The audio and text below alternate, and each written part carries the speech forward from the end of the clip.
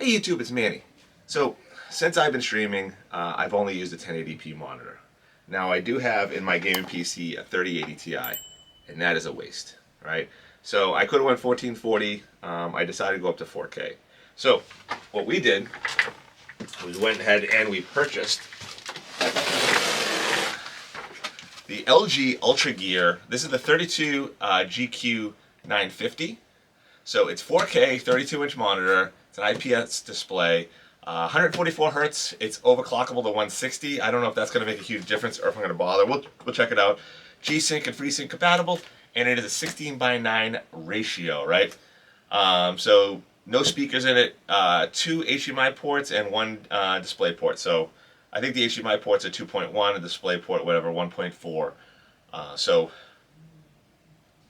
why I bought this one versus some of the other ones, like a few of them, if you guys saw on my Discord, going back and forth on which ones I want to get. So a couple of considerations I made for the reasons I purchased this one. One being 16:9 as opposed to ultra wide, right? I wanted around 32, 34 inch. I think a 42 inch is too big. So like that goes with the LG C2, a little too big. I didn't want a 42 inch, I want a 32 inch. A couple of reasons. One being is my existing setup, my triple monitor stand, it will fit on that. If it's up to a 32 inch, if I go bigger than that, I'm going to have to modify things like that, alright? Secondly, I am going to be using this for work as well, so I'm going to be using basically IDE, like IntelliJ. I'm worried about OLED burn-in. It's going to be a lot of static screens and a lot of static stuff sitting there on the screen. Text reading is another one. OLED's not supposed to be very great for text for some people. I was worried that I might have an issue with it, being older. My eyesight's not as great as it used to be, so that's why I wanted the IPS display.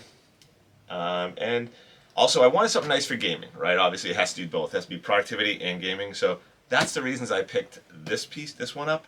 And so that's it. So what we're gonna do is we're gonna unbox it first. Then we're gonna I'm gonna set it up. I'm not gonna use the included stands. I'm gonna mount it to mine. So I'm gonna take my old monitor down, put this one up, and then we'll go through some of the menu stuff, set things up, make sure everything's set up right, and show you what it looks like in the final run. All right, guys, on to the video.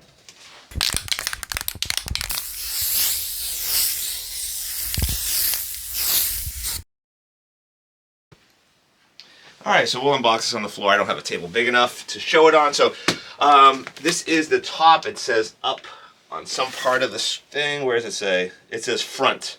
So it says this is the front. So I'm going to open this side. We're going to be careful. We're going to slice the sides first. And then we're just going to just real easily do that. Alright. Now let's open it up. It actually looks like it's upside down, but it says the front. So we'll see what this does. Yep, that is the front. Alright, so we take the first cover off, and you have the display right here. So I'm going to take the display out. Obviously, it is wrapped up. It's actually fairly heavy. It's fairly heavy, but it's wrapped up in a styrofoam. So we'll put this to the side for now, and then we'll take a look at all the included peripherals. This is obviously the stand. We're not going to use this, as I discussed.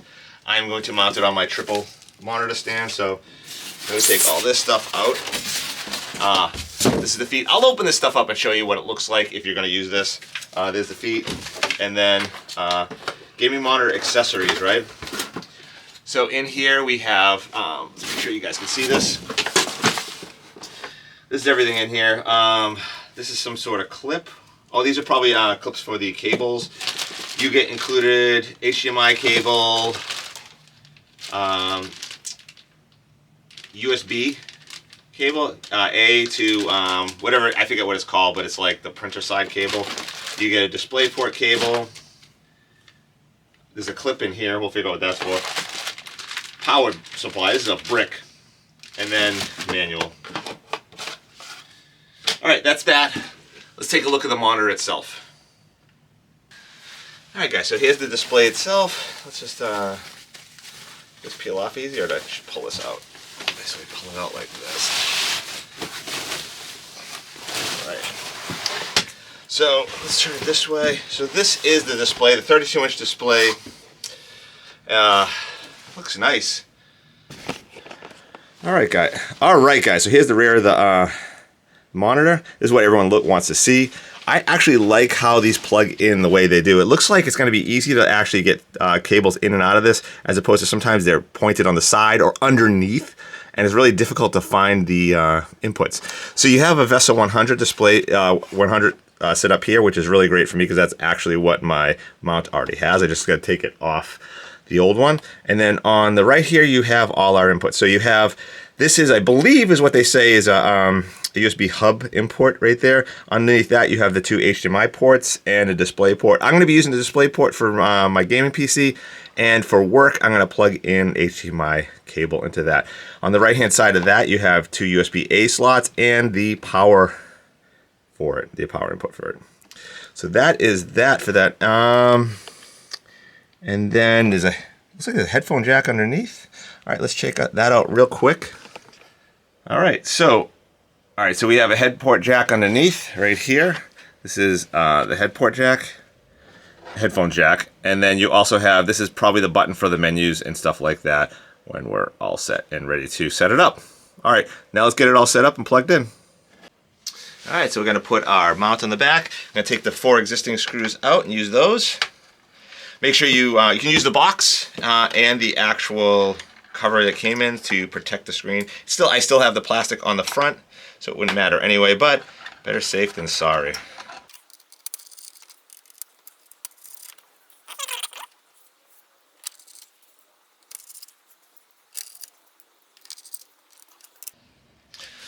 Now before we go any further, let's take a real quick peek for you guys with the actual mount that comes with it. All right, so this is the stand. So it really just, I believe it just slides in like this, clips down. So that's all it has to do is you just push it in, clips down, and then basically underneath, this just goes into here, and you can see this little screw that you screw it in. And that's it. Very simple. They make a good job. It actually is very sturdy. It's plastic externally it's plastic, but you can tell how this is actually a very heavy mount. The base, this seems a little cheaper, a little less. I wish this was a little heavier, to be honest, if you're going to be mounting this, because it's actually a decently heavy monitor. So that's all it is. Real easy to set up. Just slide it in, click it down, and it's in there. All right, let's get it mounted up on the my monitor stand.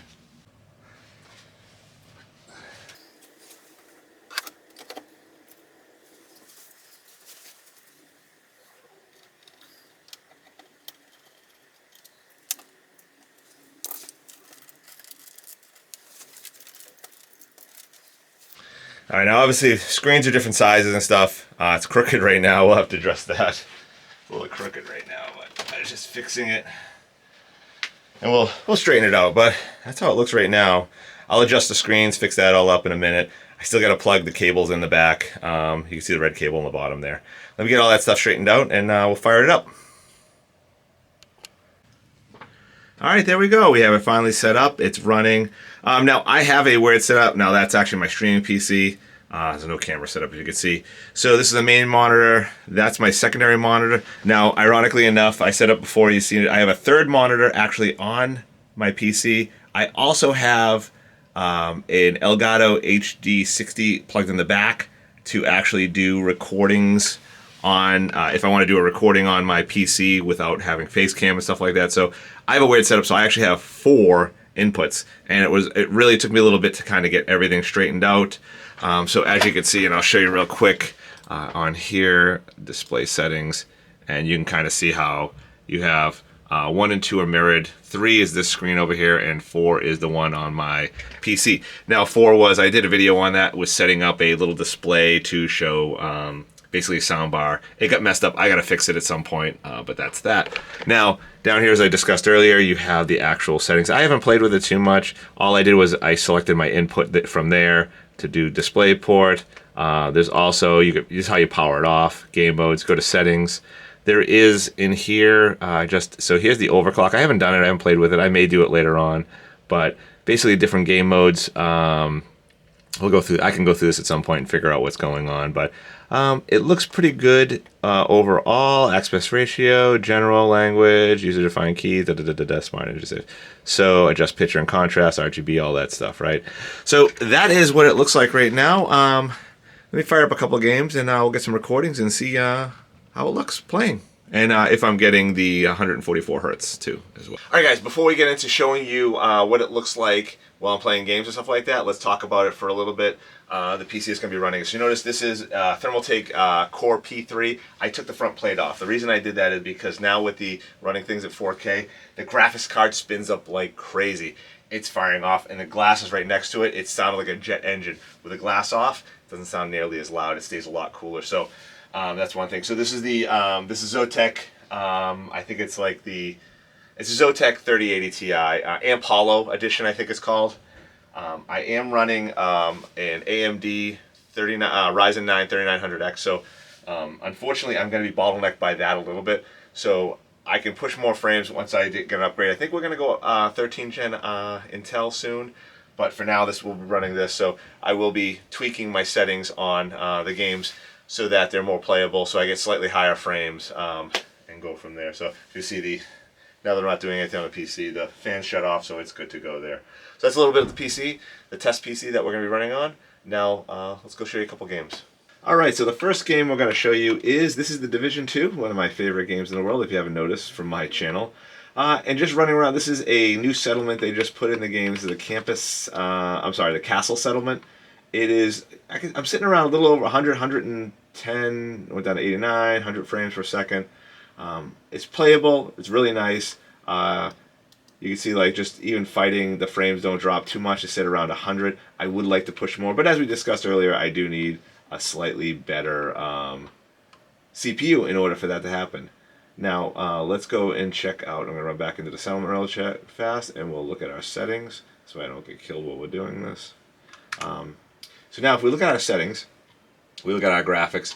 Quality is custom. I've modified everything. This is the same. I haven't changed any of these. These are the same settings I had when I was actually running at 1080p. So you can actually see vertical, VSync is off, frame limit is off, shadow quality low, you know, off, 100% resolution scale, sharpness 7, probably ultra, low. So I play a lot of low settings just to maximize the frames I can get. And if we go to video, window full screen, you see the resolution is not showing. It is doing it 4K. The issue I have with this is the fact that I have a capture card mirroring this. The capture card is an Elgato HD60S, not an S Plus, just a regular S. So it is only doing it 1080p and 60 frames. This is doing 144 frames at 4K. So it is doing all that stuff. So it is running HDR10 right now. So HDR peak brightness 1000. So I might be able to up that, I guess. It is a little dark. I would say that it is a little darker than normal, so maybe I can mess with some of those settings to change it, make it a little brighter. It is darker out right now. I think it's getting to nighttime in the game. So that's it. That's the Division. This is an older game. This is from 2019. So let's go check out a slightly newer game. All right, here we have Hogwarts Legacy. This just came out last month, so this is a slightly newer game. And as you can see, the frames are much lower. I can sit around, probably I'd say mid-70s. So, it dropped down to 55, 66, 67. We're actually dropping quite a bit, 67, 65. There is a lot of particles on this right now. This is a very intense, graphical intense game. The nice thing about this, though, even with lower frames, it's very playable because this is not a first-person shooter. It's not a point and click. You cast spells and stuff like that. So this still looks beautiful even with a lower frame rate. You're not going to suffer too much with that. So if we want to look at the settings we have in here, so we look at our display, full screen windowed, we got 4K, rendering resolution, NVIDIA DLSS, so that's with the 58%. Balanced. I did have upscaling set at one point. For some reason it's off now. VSync is off. Motion blur, depth of field, all that stuff is off. Now we go over here. I have this set to high, and all the ray tracing stuff set off. Now I could drop this to medium and maybe see a good bump in frames, but it's very playable as is right now, and it looks good. It doesn't bother me at all. But even like the Division, it is a little darker right now than when it was at 1080p. The games just seem a little darker right now. I don't know if that's to do with the monitor or 4K or whatever is being displayed, but it's definitely a little darker. But it still looks really nice, so I'm really enjoying this right now. All right, so that's for a newer game. All right, guys, there you have it. There's a new monitor. I'm enjoying it. I've only had it for less than a week or so now. We just got it set up over the weekend, and actually a lot less than a weekend because I got it set up on Saturday, and it is now Tuesday. So 4 days, and I'm really enjoying it. It's excellent. I start my new job next Monday, so that's when we'll really start to get used to the large format screen to get more coding in there. So let me know what you guys think down below, and also let me know what monitors you guys have. I'm always curious about what people chose, and not just what you chose, but why you chose it. And please, I hope it's not just because so-and-so said it was good. I hope you like looked and figured things out. I'm just curious of what your reasonings for why you bought your monitor. In the beginning, I told you why I picked this monitor out. And I hope you enjoyed this video. If you did, please hit that like button and leave a comment below if you have any questions. I'll do my best to answer them. If you want to see more content like this, then make sure you smash that subscribe button. You can also follow me on Twitch at twitch.tv/Maniocrity, where I stream Friday, Saturday, and Sunday evening starting at 8 p.m. Eastern Standard Time, where I'd be happy to answer any questions live on stream. Till next time, YouTube, take it easy.